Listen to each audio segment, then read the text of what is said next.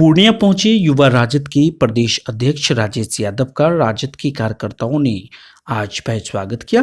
पूर्णिया आगमन पर नवीन नगर स्थित युवा राजद के जिला कार्यालय में जमकर स्वागत किया गया। इस मौके पर युवा राजद जिला अध्यक्ष नवीन यादव, राजद के प्रधान महासचिव अभय कुमार सिन्हा सहित बड़ी संख्या में युवा कार्यकर्ताओं के द्वारा प्रदेश अध्यक्ष राजेश यादव को माला पहनाकर जोरदार तरीके से स्वागत किया गया। स्वागत समारोह में के बाद युवा राजद की समीक्षात्मक बैठक को संबोधित करते हुए प्रदेश अध्यक्ष राजेश यादव ने बीजेपी की केंद्र सरकार को आड़े हाथों लेते हुए कहा कि बीजेपी बाबा साहब के बनाए संविधान को बदलने पर आमादा है। लोकतांत्रिक प्रणाली को समाप्त कर देश में राजतंत्र थोपने का प्रयास जारी है। उन्होंने कहा कि बीजेपी दंगे की राजनीति करती है। आने वाले लोकसभा चुनाव में देश की जनता भाजपा को केंद्र से बेदखल करने का काम करेगी। Bureau report, Purnia.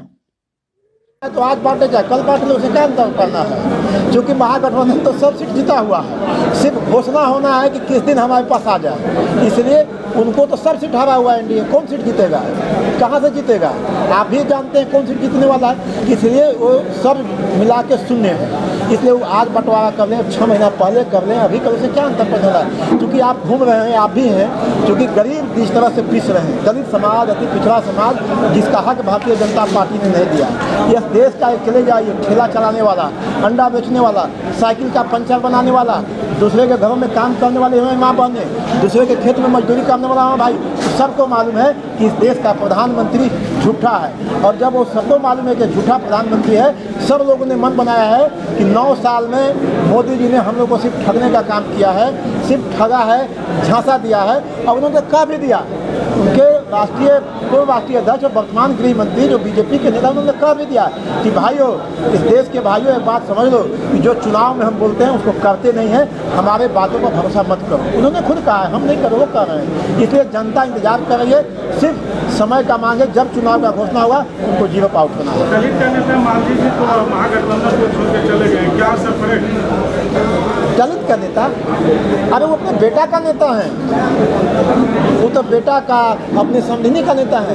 दलित का नेता कहाँ से है? दलित का नेता तेजस्वी जी हैं, लालू जी हैं, नीतीश जी हैं, दशरथ मांझी इस देश के आइकॉन हैं। और दशरथ मांझी को किसने सम्मान दिया?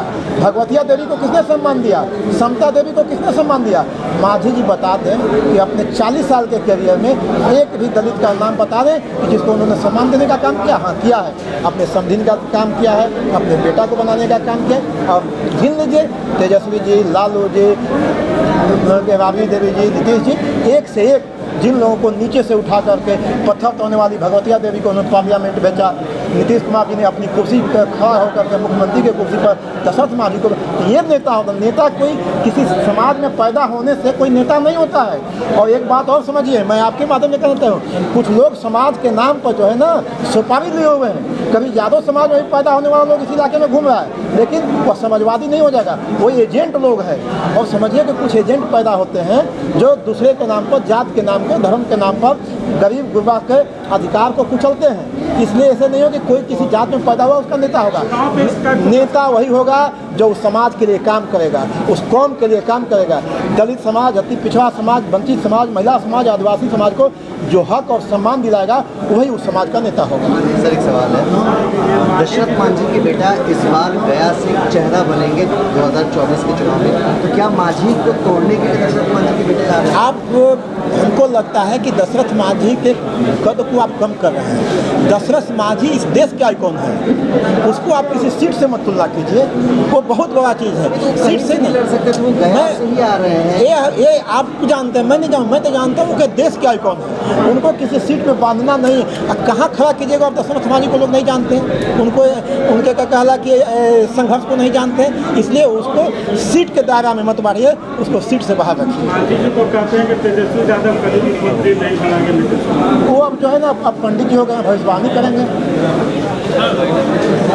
प्रदेश अध्यक्ष आए हैं आपके बीच में, क्या संदेश लेकर आए हैं और पार्टी में आज प्रदेश अध्यक्ष बनने के बाद आज पहला बार कार्यक्रम यहाँ पर लगा है और हम लोग को जो सर बताएंगे उस पर हम लोग काम करने का काम करेंगे।